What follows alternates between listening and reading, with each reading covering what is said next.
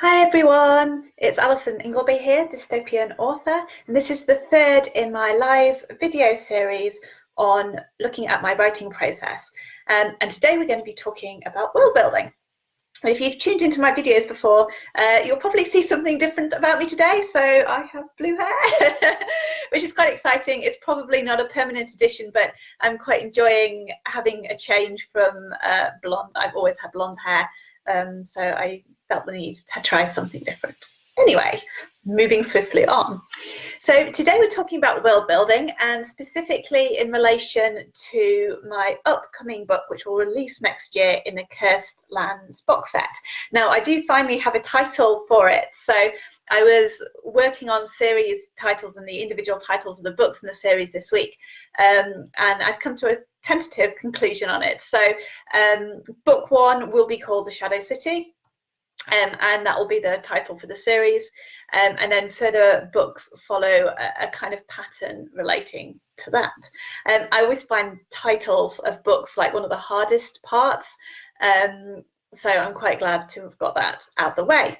I've also started writing. I'm only sort of maybe 3,500 words in, so it's still really early days, but it feels really good just to get some words down and really get into the story. And I love starting stories and I love finishing them. I sometimes get a little bit tired during the middle, and sometimes that's because I need to figure out a bit more of the plot, and sometimes that's just because it's got to the middle of the book and the excitement of starting it has worn off, and the end is still quite a long way away. But I'm hoping to get a good bit of that done over the next couple of weeks to get caught up, because I'm a little behind on my schedule for that.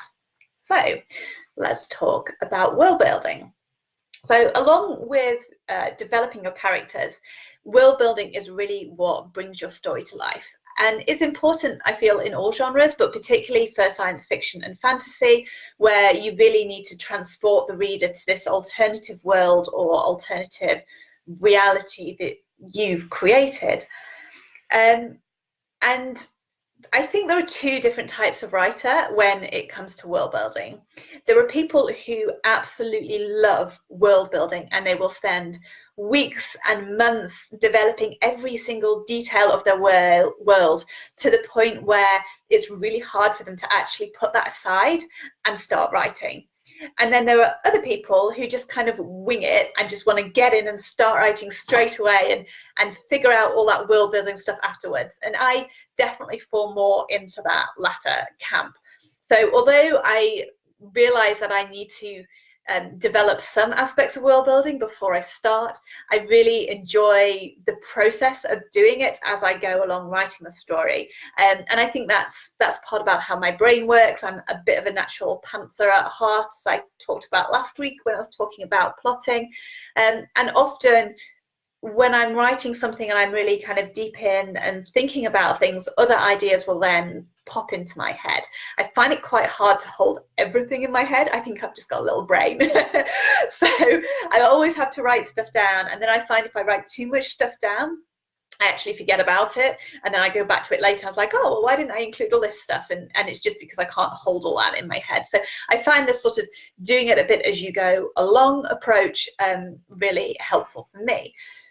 But in contrast to that, I'm also quite a details orientated person. So I get very distracted when I'm writing by minute, what other people would think are unimportant details, like how do people go to the toilet, and how does the sewage system work in this fantasy world, and where does all the rubbish go, and how do they actually produce these materials? So I quite like a kind of, in a lot of times I like a rational explanation for things. If I can't research or come up with that rational explanation, then I sometimes struggle to move past that. So sometimes I have to force myself to just keep writing, and either come back to it afterwards, or spend some time when I'm not supposed to be writing figuring out all these details.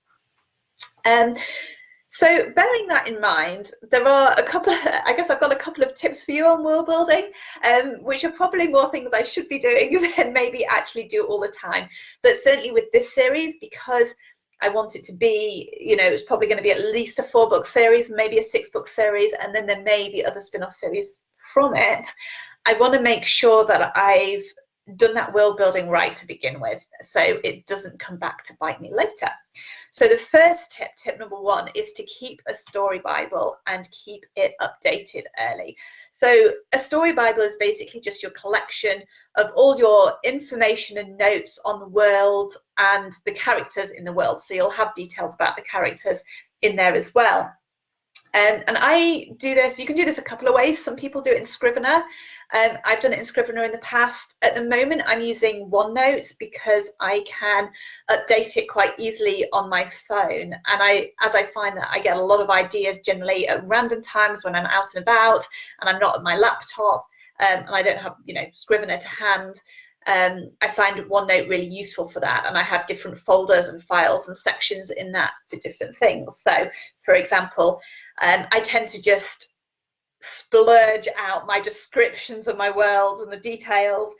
I've got a folder for different cultures, political views of things you need to think about, history, how your society ended up like that, whether that's a fantasy world completely made up, or whether it's you're writing a science fiction story and you're looking perhaps at the development from the society we are today to the time in your book. And I'm obviously a dystopian author, so that's really important for me, is how did the world get from where we are today to this alternative reality or alternative society. And then you've got anything specific to the story. So obviously in fantasy stories you might have a section on magical powers and the magic system. In my book, I have a whole separate section on the powers that different people have and the kind of monsters that they come across. So I can go through each of those in details. If you're writing a science fiction spaceship book, I don't know, space opera or something, then you might have some like technical details in there about, I don't know, how the spaceships work or something. So looking specifically at the Shadow City and my book for that, the main parts of my world building which I'm focusing on before I start writing are the two worlds which I've got in the story. So the city above and the city below, or the Shadow City, which is how I loosely think about them, and really describing those and getting those in detail. So when I'm writing chapters which are in those settings, the writing can just flow. So I guess tip 2 is, if you are a bit of a pantser and you want to wing it, think about what you need to figure out straight away before you start writing. Figure those bits out, then you can start writing. If you then get to a natural sort of pause and a blockage, and you're like, well, I don't know what's happening next door. Oh, I've just introduced this monster and I've no idea where he came from, or there's these new people and this tribe and what's their culture like. Then you can pause, reflect on that, think about it, maybe do some research, and then dive back into the writing. So as I said, some people prefer to do all of that sort of stuff up front before they even start writing. But for me personally, I prefer to do a bit of both. Think about a few things at the beginning and then work the rest out as I go along. And yes, that sometimes causes problems for me, but hey, that is what editing is for. So those are the two things I'm looking at the moment, the descriptions of the city above, the city below, and the powers that people have, how those powers are activated and what the limitations are on those powers. So that's it for my brief whistle-stop guide to world building. If you've got any questions, just pop them in the comments and I'll check back and answer those. Just to let you know, I'm also downloading these videos and putting them on my YouTube channel. So if you want to catch up on them and you don't want to scroll through my Facebook feed, you can just go to my YouTube channel and find them all there. And then finally, just a reminder that Curseland's box set is on pre-order, 99 cents or 99 pence for 22 novellas and novels, which are dystopian, urban fantasy and paranormal romance. And we're really particularly looking for people who can buy on Nook and iBooks at the moment. So because we are trying to hit the USA Today bestseller list, we need to have a certain number of sales come release week on a number of different platforms, so not just Amazon effectively. So this is all the opportunity for all you guys who don't like Amazon or don't want to buy on Amazon and don't have a Kindle to buy on other platforms. And I would really love it if, particularly if there's anyone from the US watching, because those are the sales that count, unfortunately, but thanks to anyone who buys in the UK as well, or other countries. But if I've got any US people watching, I would really love it if just one of you could spend $1 and pre-order Cursed Lands on Nook or iBooks, or $2 on both.